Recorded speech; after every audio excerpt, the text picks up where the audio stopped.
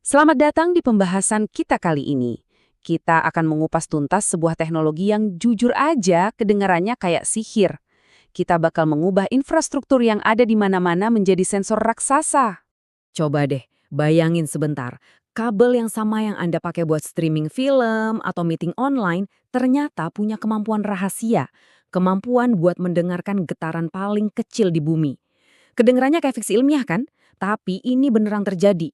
Nah, inilah inti dari yang namanya Distributed Acoustic Sensing atau disingkat DAS.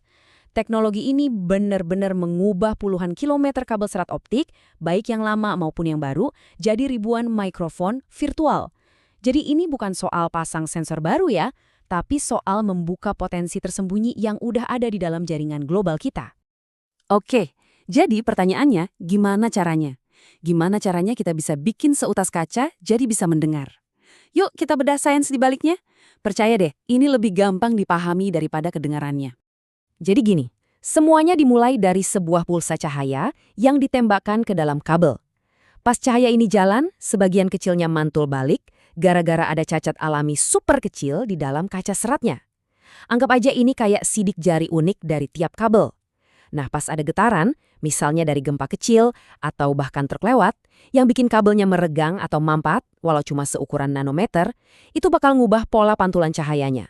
Alat canggih yang namanya interrogator ini bisa ngebaca perubahan super kecil itu dan bisa nentuin dengan presisi tinggi di mana dan kapan getaran itu terjadi. Keren kan? Nah, sihir di baliknya itu adalah fenomena fisika yang namanya hamburan balik Rayleigh. Ini sebenarnya prinsip yang sama kenapa langit warnanya biru. Di kasus kita, cacat super kecil di dalam serat optik itu ibarat jutaan cermin super mini. Jadi DAS itu pada dasarnya mendengarkan perubahan gema cahaya yang dipantulkan sama cermin-cermin mini ini. Oke, sekarang kita udah ngerti dasarnya. Yuk kita lihat beberapa aplikasi paling gila dari teknologi ini. Apa aja sih yang bisa kita dengerin dari perut bumi? Nah, ini salah satu yang paling keren. DAS benar-benar merevolusi industri energi. Bayangin, dalam proses hydraulic fracturing, para operator itu bisa live streaming rekahan yang terbentuk di batuan. Benar-benar real time. Contohnya di Chalk Bluff, Colorado, mereka pakai DAS buat ngelihat gimana rekahan itu tumbuh, bahkan bisa deteksi gempa-gempa super kecil buat memetakan jaringannya. Ini tuh kayak punya USG buat reservoir minyak dan gas. Kebayangkan betapa detailnya informasi yang mereka dapat. Dan yang nggak kalah pentingnya, DAS ini krusial banget buat aplikasi lingkungan, contohnya penangkapan dan penyimpanan karbon. Kan kita harus pastiin ya, CO2 yang disuntikan ke bawah tanah itu aman dan nggak bocor kemana-mana. Nah, di proyek-proyek kayak Otway di Australia atau Aquistor di Kanada, DAS dipakai buat ngelacak sebaran CO2 itu dan mendengarkan kalau ada retakan-retakan mikro.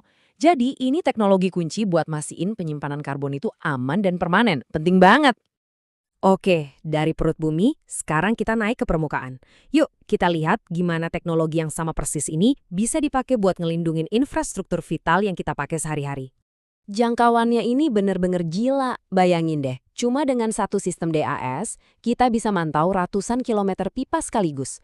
Entah itu buat deteksi kebocoran, atau ada yang coba-coba gali tanpa izin, jadi bisa kasih peringatan dini sebelum bencana terjadi. Dan kabel yang sama ini juga bisa loh deteksi pergerakan tanah kecil yang bisa jadi tanda-tanda longsor di dekat rel kereta atau jalan tol. Ini kayak punya satpam super canggih yang nggak pernah tidur. Dan ini bukan cuma teori loh, ini udah diterapin di seluruh dunia. Kita lihat contohnya nih. Di Meksiko, satu jalur pipa minyak sepanjang 200 mil dipantau penuh. Di Malaysia, sistem yang sama ngelindungin pipa gas milik raksasa energi Petronas. Ini nunjukin kalau DS itu solusi global yang nyata, yang bisa ningkatin keamanan dan juga efisiensi. Oke, kita udah ngomongin konsepnya, aplikasinya. Sekarang, mari kita lihat dapurnya. Seperti apa sih wujud perangkat kerasnya? Apa aja yang bikin semua ini jadi mungkin? Nah, ini dia otaknya. Unit interrogator ini yang Anda lihat di gambar, dia yang ngirim pulsa laser, dan yang paling penting, dia yang mendengarkan gema cahaya yang balik lagi. Inilah otaknya, yang nerjemahin perubahan-perubahan super kecil di cahaya itu jadi data yang bisa kita pahamin dan kita tindak lanjuti. Tentu aja, kualitas kabelnya sendiri itu penting banget. Coba lihat deh perbandingan ini. Yang kiri itu sinyal dari kabel serat optik biasa. Kelihatan berisik kan? Banyak noise-nya? Nah, yang kanan itu sinyal dari kabel khusus yang namanya high backscatter fiber, yang emang dirancang buat sensing. Jernih banget. Perbedaannya benar-benar kayak siang dan malam. Sinyal yang bersih ini krusial banget buat dapat data yang akurat. Dan ini dia, sistem sarafnya. Ini bukan kabel serat optik yang biasa kita lihat loh. Kabel ini dirancang khusus biar tahan banting. Coba lihat penampangnya. Ada lapisan baja pelindung, ada benang penyerap air, dan ada gel buat ngelindungin serat kaca yang rapuh di tengahnya. Ini teknologi canggih yang sengaja dibuat super kuat. Dan di mana kita naruh kabelnya itu juga penting banget. Contohnya nih, buat deteksi orang yang gali-gali dekat pipa, kabelnya dipasang persis di atas pipa. Kenapa? Biar bisa kasih peringatan paling awal, bahkan sebelum cangkul atau alat beratnya nyentuh si pipa. Ini detail rekayasa yang kelihatannya simple, tapi dampaknya keamanan itu gede banget. Oke, teknologinya sekeren ini, sekuat ini, terus kenapa kok belum kita lihat di mana-mana? Nah, mari kita bahas tantangan dan masa depan dari adopsi DAS ini.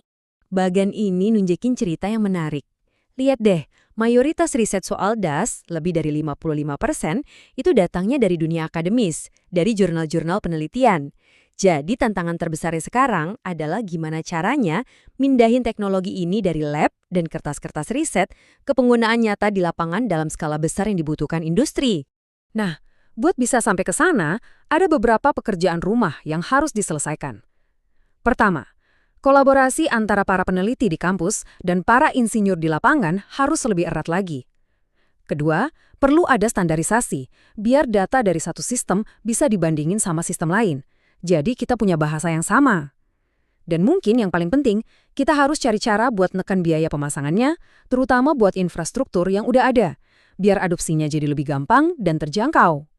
Dan ini membawa kita ke pemikiran terakhir.